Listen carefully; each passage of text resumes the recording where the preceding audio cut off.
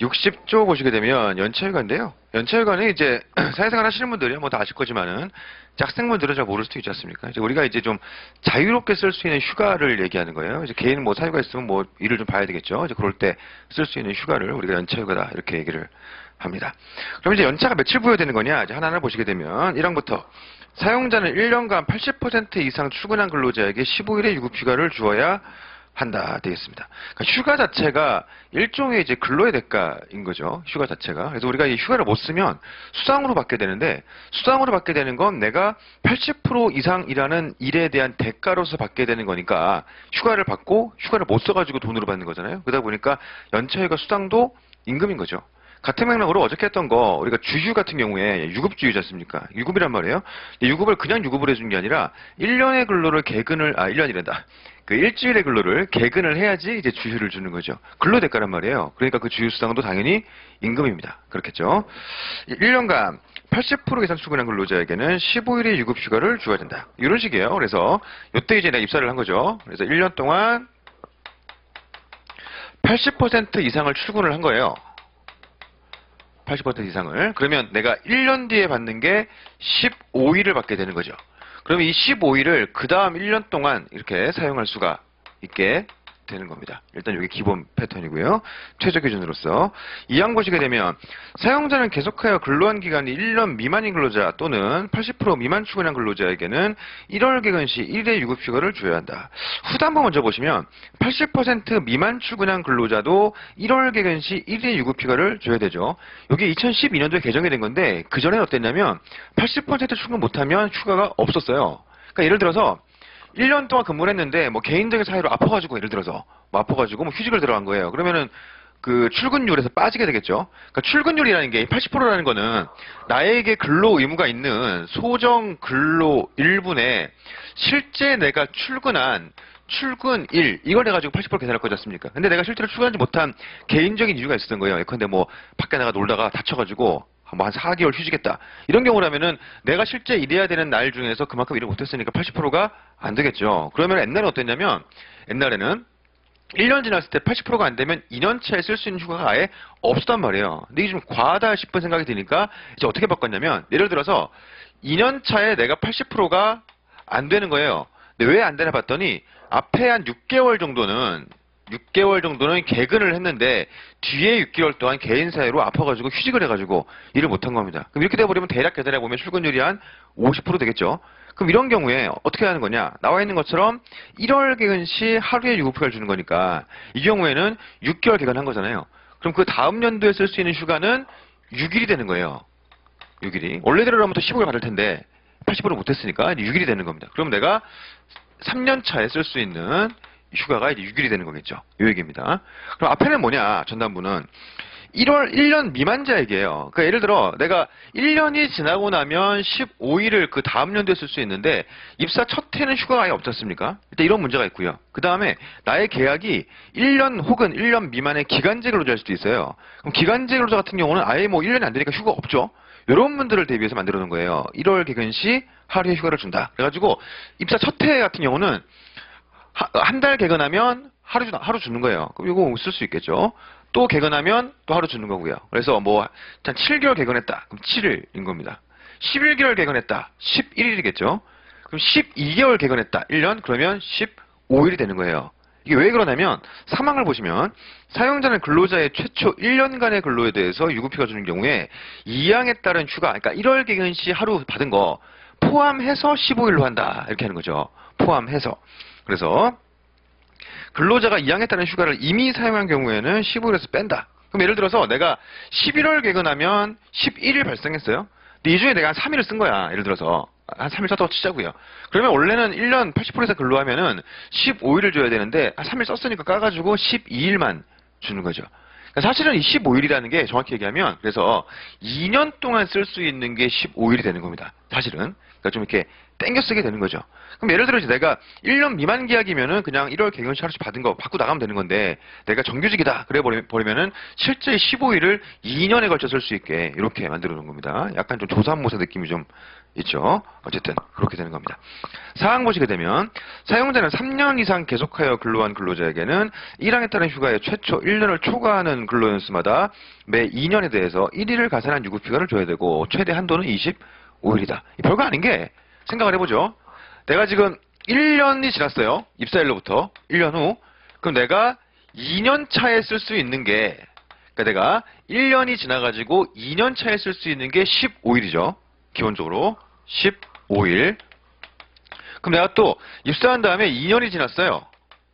그러면 내가 또 3년 차에 쓸 수 있는 게 이 경우는 이제 80%를 못했으니까 6일로 잡았던 거고 80% 넘었다고 치자고요. 그럼 또 15일 주겠지. 그럼 또 15일 되는 거예요. 근데 내가 이제 3년이 지난 거죠. 3년. 이때 또 80% 이상 한 거예요. 이렇게.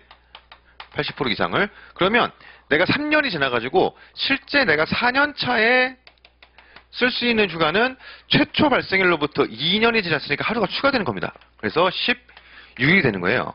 뭔지 아시겠죠? 그래서 15, 15, 16, 16, 17, 17, 18, 18, 19, 19 쭉 가다가 어느 순간 25가 되겠죠. 그들은 계속 25.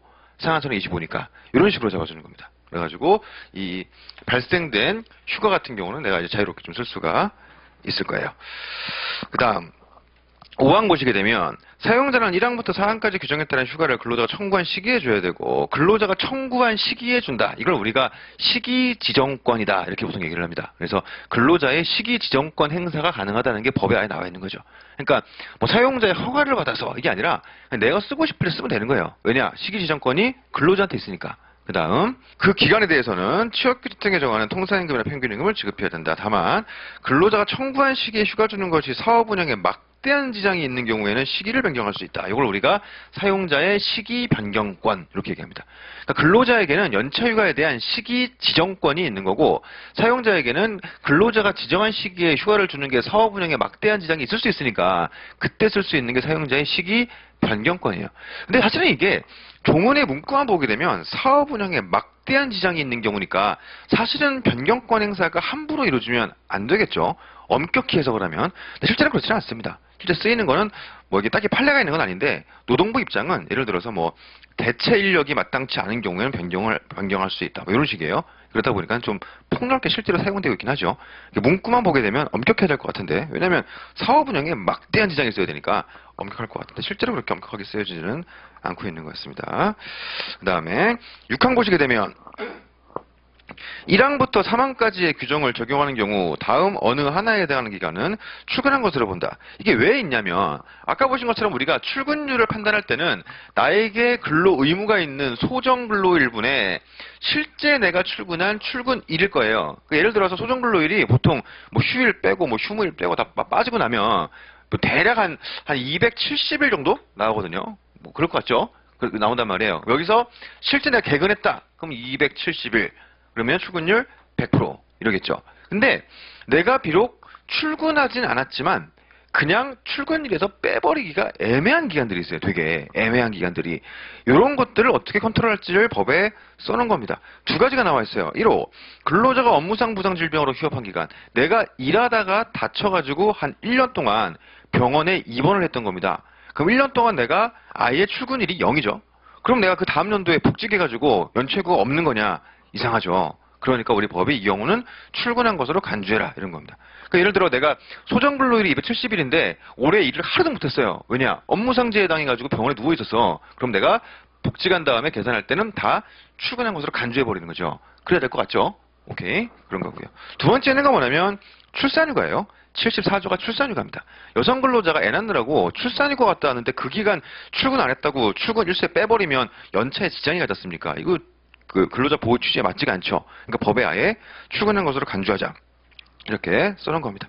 근데 사실은 이 경우 말고도 애매한 경우들이 되게 많아요, 사실은. 근데 그 애매한 경우들이 법에 안 나와 있잖아요. 그러다 보니까 우리가 이게 해석론에 맡겨져 있다고요. 해석론에 맡겨져 있고 그게 소송상 분쟁으로 발생하게 되면 판례가 남겠죠. 그래서 몇 가지가 있습니다. 그래서 해석론은 제외하고 판례만 몇 개 얘기해 보면 참고로 우리가 이제 법원 입장에서 특정일, 실제 일을 했으면 출근일에 넣으면 되는데 일을 안 했음에도 불구하고 그냥 결근 처리하기가 애매한 날들이 있어요. 아무튼 그런 것들을 법원이 선택할 수 있는 경우의 수는 세 가지가 있어요. 첫 번째, 출근하는 것으로 간주해야 되는 경우 있을 수 있고요. 두 번째, 또 뭐가 있을 수 있냐면 이거 가지고 출근하는 것으로 간주하기 좀 부담스럽고 좀 과하고 결근 처리에도 무방하다 이래 보는 기관도 있을 수 있겠죠. 그러니까 결근으로 간주하는 게 아니라 결근으로 처리해도 무방한 경우가 있을 수 있을 거란 말이에요. 왜 간주가 아니라 무방이냐? 어차피 법은 최저 기준이니까 사용자가 출근한 것으로 봐주겠다는데 뭐가 문제예요? 그 문제 없을 거지 않습니까? 그러니까는 결근한 것으로 처리해도 무방한 경우가 있을 수 있을 겁니다. 그 다음에 진짜 애매한 경우가 있을 수 있어요. 이거를 출근 처리하기도 뭐하고 결근 처리하기도 뭐하고 애매한 게 있을 수 있습니다. 그때 어떻게 하냐면 아예 소정 근로일에서 아예 빼버립니다. 아예. 그러니까 예를 들어 작년도 실질적인 소정 근로일이 예를 들어 270일이다. 근데 애매한 기간들이 한 100일 되는 거예요. 그러면 분모가 그냥 100을 까가지고 170이 돼버리는 거죠. 그렇게 하는 경우가 있을 수가 있어요. 이해되시죠? 그러면 판례가 얘기하는 게 뭐가 있냐면 예를 들어서 출근하는 것으로 간주하는 대표적인 경우가 부당 해고 기간이에요. 부당 해고 기간. 그러니까 예를 들어서 이 근로자가 해고를 당해가지고 소송을 제기했어요. 그래서 약 1년에 걸친 이제 법률 싸움 끝에 부당 해고 확정 판결 받아가지고 현장에 복귀를 한 거죠. 그래서 언제 복직하고 해고 기간 동안 정상적으로 근무했다면 받을 수 있었던 임금 상당액을 지급받았어요. 그리고 현장에 들어와서 이제 연차 계산을 해야 되는데 사용자가 넌 연차가 없어 이렇게 얘기하는 거예요. 무슨 소리냐 했더니 너는 일을 안 하지 않았느냐. 근로자 주장 원상회복 시켜라. 네 부당해고 했으니까 출근한 것으로 간주해라. 사용자의 주장 법에 그런 게 어딨냐. 결근 처리하겠다. 너 연차 없다. 이게 또 대법원까지 간 거죠. 복직한 근로자가 또 소송 걸어가지고 연차 받으려고 대법원까지 간 거예요. 대법원 입장 원상회복 해줘야 되니까 출근한 것으로 간주해라. 1년 내내 해고 기간이라 할지라도 이 판례가 있고요. 두 번째, 결근 처리도 무한 기간에 뭐가 있냐면 징계로서의 대표적인 게 정직기간. 근로자 규칙사유가 있어요. 비행이 있어가지고 그 행위가 직장 질서를 침해했고 사용자가 그에 대한 제재로서 정직이라는 징계 처분을 한 거죠. 그래서 예를 들어 정직 3개월, 너 3개월 동안 나오지 마. 임금도 안 나간다. 징계를 받았어요. 그래서 복직하고 얼마 뒤에 연차를 계산해야 되는데 사용자의 주장, 너 징계 기간 동안 일 안 했잖아. 출근한 거에서 날려야지. 근로자의 주장. 아니 이렇게 돼버리면 연차까지 지장이 가는 건데 그럼 이중징계 아니냐. 나는 내가 행위는 정직으로 이미 나는 처벌을 받았고 연차까지 피해 주면 이중징계다. 그러니까 정직 기간은 아예 분모해서 날려버리자. 이렇게 주장해가지고 이게 대법원까지 갔어요. 대법원의 입장 결근 처리했다 그래가지고 근로기준법 위반이라 보긴 어렵다. 이렇게 보는 게 판례 입장이 있습니다. 어쨌든 근로자 개인의 이제 규칙에 의한 거기 때문에 그렇게 봤던 것 같습니다. 그 다음에 이제 애매했던 게 뭐냐면 소정 근로를 제외하는 게 판례가 두 가지가 있어요. 하나가 파업 기간이고요. 쟁의행위 기간. 또 하나가 이제 그 육아휴직 기간. 이런 게 있었습니다. 그러니까 예를 들어 뭐냐면 1년의 근로 중에 내가 결근한 적은 없는데 한 6개월을 파업한 거예요. 예를 들어서 뭐 그렇게 하진 않지만 한 6개월을 파업한 겁니다. 사용자의 주장, 너 일을 안 했잖냐. 출근이 돼서 빼겠다. 근로자의 주장, 무슨 소리 하는 거냐. 내가 정당한 파업에 참가해가지고 노동삼권이라는 기본권을 해서 한 건데 왜 그걸 가지고 나에게 불이익을 주냐. 이거 부당동행이다. 싸웠던 거죠. 대법원이 보니까 출근한 것으로 간주하자니 조금 그래요 이게. 왜냐면 파업기간 동안에는 근로관계가 일시적으로 정지된다 그래요. 사용자의 지위명령권이 소멸돼 버린단 말이에요. 파업기간 동안에는. 그러다 보니까 출근한 것으로 보기엔 조금 곤란한데 그렇다고 결근 처리를 허용하자니 이거 정당한 삼권행사, 기본권 행사였는데 이것도 이상하단 말이죠. 그러니까 법원이 둘 다 이상하니까 소정근로에서 빼버리자. 이렇게 만들어놨던 겁니다. 이렇게 기본 축을 좀 생각할 수 있어요. 그 다음에 판례가 없지만 여러 가지 변수가 많이 있죠. 예를 들어 뭐냐면 사용자의 귀책 사유로 인한 휴업기간 이런 거. 내가 휴업수당 받고 있었지만 일은 안 했다고요. 어떻게 할 거냐. 예를 들어서 다 해석론에 맡겨져 있습니다. 예를 들어 정당성 없는 파업에 참가한 기간. 정당한 파업은 빼라면서요. 판례가. 정당하지 않은 파업은 어떻게 할 거냐. 해석상 결근 처리도 무방하겠죠. 사실 이제 그렇게 보시면 될 것 같고요. 하여튼 여러 가지 변수가 좀 있을 수 있습니다. 그렇게 보시면 될 것 같아요. 그 다음에 7항 보시게 되면 1항부터 4항까지 규정에 따른 휴가는 1년간 행사하지 않으면 소멸된다. 무슨 말일까요? 연차 휴가의 소멸시효는 1년이란 얘기죠. 1년 기본적으로. 그래가지고 이때 1년 근무해가지고 받은 15일은 그 다음 연도에 쓰지 않으면 이때 사라지는 거예요. 그리고 이때는 또 새로운 휴가가 생기죠.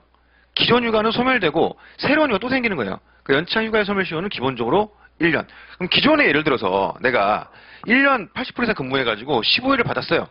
근데 내가 하루도 안 쓴 거야. 하루도 안 쓰고 1년이 지나버린 거죠. 그럼 얘는 어떻게 될까요?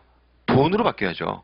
연차 휴가 수당으로 바뀔 겁니다. 휴가 못 쓰는 시간들은. 그럼 수당으로 바뀌게 되면 예를 들어 이 15일을 안 썼으니까 15일분의 임금이 수당으로 바뀔 텐데 얘는 결국 임금이죠. 왜냐? 근로대가로 받은 거니까. 내가 일해가지고 이거 받았고 이거 안 써가지고 돈 받는 거니까 임금이에요. 얘는 결국 소멸시효가 3년이겠죠. 그래서 우리가 연차 휴가 청구권의 소멸시효는 1년이고 연차 휴가가 아닌 휴가 수당 청구권의 소멸시효는 3년이고 그렇게 잡히게 되는 겁니다. 넘어가시죠.